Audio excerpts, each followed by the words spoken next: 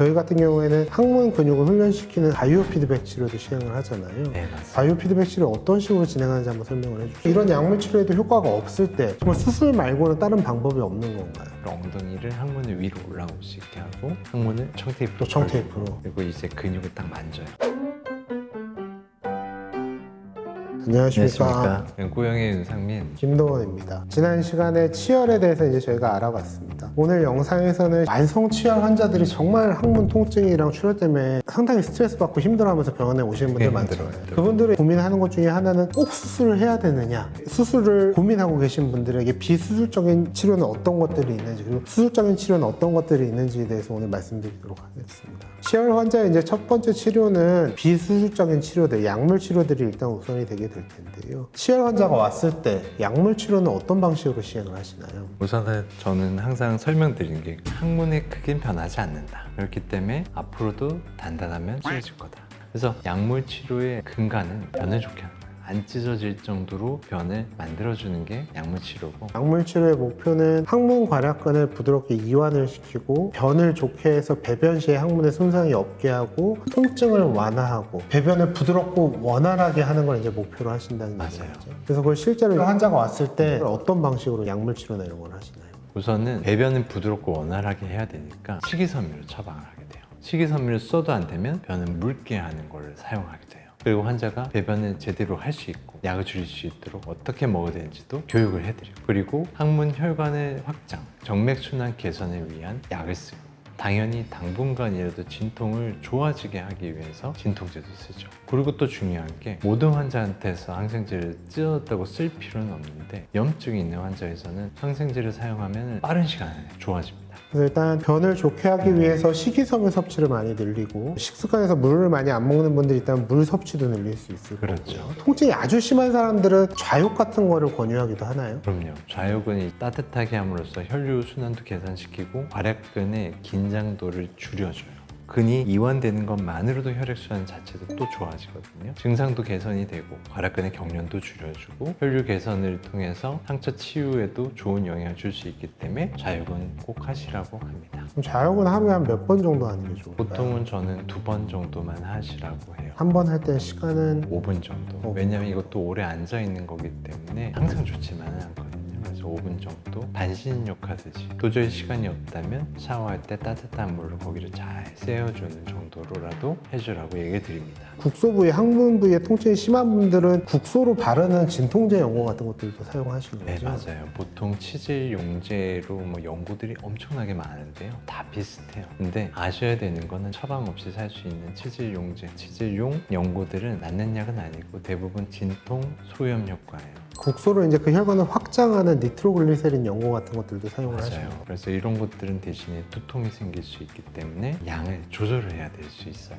이제 변 보는 습관이 안 좋아서 이제 항문을 제대로 사용하지 못하는 분들도 있어서, 저희 같은 경우에는 항문 근육을 훈련시키는 바이오 피드백 치료도 시행을 하잖아요. 네, 맞습니다. 바이오 피드백 치료 어떤 식으로 진행하는지 한번 설명을 해주시죠. 그래서 바이오 피드백 치료는 생체 되먹임이라고 그래요. 환자가 본인의 항문의 근육의 이완과 수축을 모니터라든가 소리로 피드백을 받음으로써 내가 잘하고 있는가를 보는 거죠. 저희는 다른 데랑은 좀 차별화된 거라고 할 수 있겠는데, 식이나 배변 자세 교정, 복강내압 조절을 통해서 자항 운동을 좀 원활하게 하는 여러 가지 운동이나 호흡법까지 같이 치료를 하고 있습니다.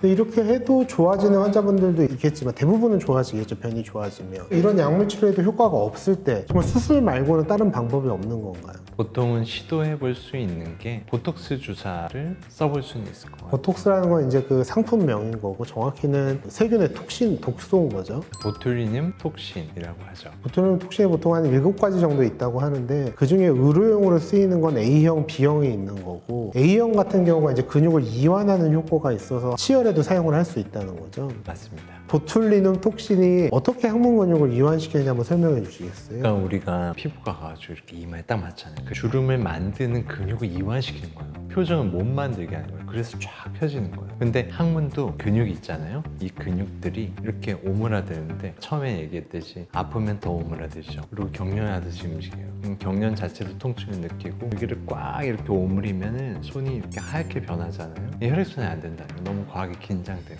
이 긴장을 풀어줌으로써 혈액순환을 개선하고 경련을 줄임으로써 상처 치유 개선 효과를 주는 거예요.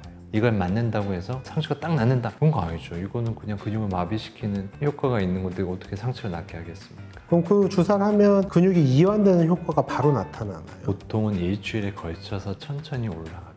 지속 시간은 한 3개월에서 길면 한 6개월 정도. 그래서 저희도 보톡스를 맞으러 오시는 분들이 좀 있어요. 이분들도 중간에 좋아져서 지내다가 또 안 맞으니까 또 요새 좀 찢어지고 잘 안 낫네, 그럼 또 와서 또 맞고 가시고 그렇게 합니다. 항문 보톡스는 자세를 시술을 어떻게 하게 되나요? 그러니까 수술하는 자세랑 똑같아요. 엎드려서 잭 나이프 포지션으로 엉덩이를 항문을 위로 올라올 수 있게 하고 항문을 청테이프로 또 청테이프로. 걸고, 그리고 이제 근육을 딱 만져요. 항문에는 내괄약근과 외괄약근이 있는데 보통 저는 그 사이에다 이렇게 주사를 합니다. 한 군데만 하진 않고요. 보통은 양쪽으로 동일하게 주사를 하게 되죠. 보톡스 주사할 때도 마취가 필요한가요? 마취 주사 자체가 엄청나게 아파요. 그리고 보톡스는 아주 소량이 들어가요. 그러니까 그냥 빨리 맞고 끝나는 게 나아요. 그럼 몇 번 정도 주사하게 되나요? 한쪽에 한 번씩. 필요할 때는 괄약근 사이에 들어가는 거 보기 위해 초음파를 같이 보는 경우도 있어요. 항문 보톡스를 맞고 나면 입원을 해야 하나요? 전혀 입원할 필요 없고요. 올라가서 바로 소독하고 딱 맞고 집에 바로 가면 돼요. 그럼 시간이 얼마 안 걸리겠네요. 평균적으로 한 30분 이내라고 봐도 될까요? 준비하고 맞고까지 5분도 안 걸려요. 5분도 안 걸려요. 그럼 이 보톡스 시술이 편하고 좋긴 한데 시술 후에 부작용 같은 건 따로 없을까요? 이게 근육을 이완시키는 거잖아요. 급할 때, 설사할 때. 참기가 어려워서 실수할 수도 있어요. 약간의 변실금이라든가 가스실금 같은 게 있을 수 있다는 얘기시죠? 네, 맞습니다. 통계적으로 한 7% 정도의 비율에서 그런 실금 증상이 나타날 수 있다고는 하고요. 물론 이거는 이제 실제로 수술했을 때랑 비교해 보면 훨씬 낮은 확률로 이제 벌어지는 일들입니다. 그러면 이 보툴리눔 톡신을 하고 난 다음에 시술 후에 치열이 재발하는 일은 없나요? 저는 환자한테 치열이 재발이라는 개념이라고 생각하시면 안 된다고 합니다. 항문은 변하지 않는다고 그랬잖아요. 오히려 좁아지면 좁아졌지 절대 넓어지진 않아요.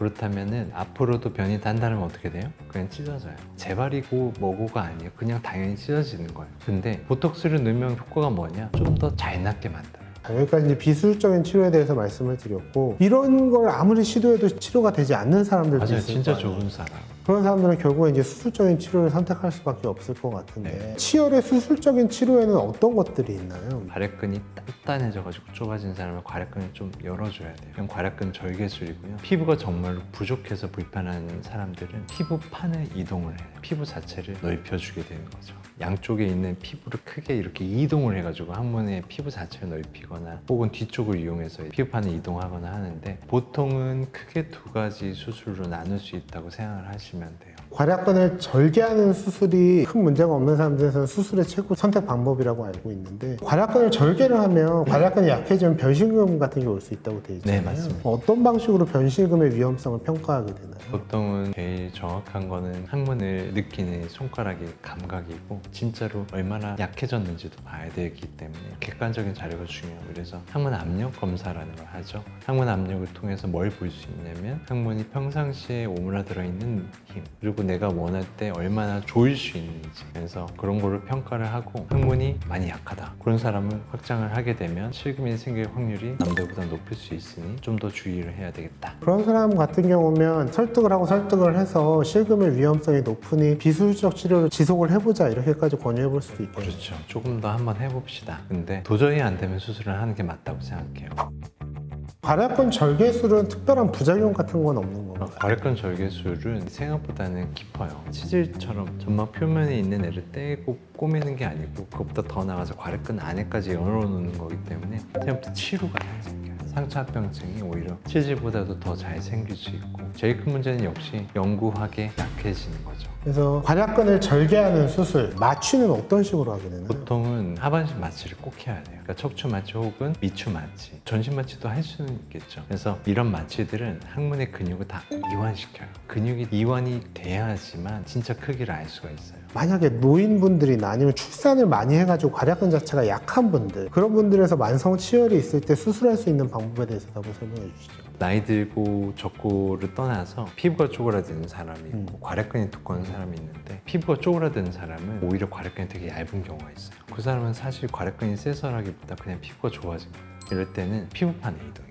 저 같은 경우에는 요새는 괄약근 절개를 거의 안 해요. 거의 다 피부판을 이동하는데 반복해서 찢어지다 보면은 피부와 괄약근이 유착이 돼요. 그래서 피부판 이동을 하는 경우에도 당신의 괄약근을 절대 안 건드리겠습니다, 이런 거는 안 된다는 거죠. 그래서 피부판 이동술도 단순한 괄약근 절개보다는 확실히 괄약근이 약해지는 증상이 적을 수 있지만 아예 약해지지 않는 건 아니다. 그러면 치열 수술은 하고 난 다음에 입원을 해야 되는 건가요? 맞아요. 수술 자체가 아주 위험하거나 출혈 가능성이 있는 건 아니고요. 하반신 마취, 미추 마취 하기 때문에 보통 입원합니다. 그러면 이렇게 이제 수술을 하고도 재발하는 사람들에서도 비수술적인 치료, 그러니까 변을 좋게 하는 치료를 반복했을 때 한 3분의 2 정도에서는 치열을 극복하는 경우들이 있다고 합니다. 그럼에도 불구하고 극복이 안 되면 재수술을 이제 시도하는 경우도 있을 수 있겠죠. 근데 재수술을 하면 괄약근이 한 번 더 손상이 가는 거니까 실금이나 이런 부작용들은 더 확률이 높아질 것 같긴 하고요. 자, 오늘 치열의 비수술적 그리고 수술적 치료에 대해서 설명을 드렸습니다. 대부분의 이제 산발적으로 발생하는 치열 같은 경우는 자연 치유되는 경우들이 많습니다. 다만 계속해서 그게 상처가 반복되다 보면 상처가 치유되면서도 피부 조직이 흉터화되면서 좁아지고 힘이 세지고 하거든요. 그러면 그 이후에 치열이 더 잘 생기게 되는 경우들도 많습니다. 그래서 치열이 생기고 있다고 하면 자연 치유된다고 그냥 지나가지 마시고 저희가 앞에 말씀드린 비수술적인 치료, 변을 좋게 하는 걸 목표로 하는 치료들을 일상생활에서 한번 시행해 보셨으면 좋겠습니다. 그리고 많이 반복된다면 결국엔 병원에 와서 이제 그런 치료를 의사 도움으로 받으시면 되겠고요. 오늘 영상이 좋으셨다면 좋아요, 댓글과 구독과 알람 설정 부탁드리겠습니다. 감사합니다. 감사합니다.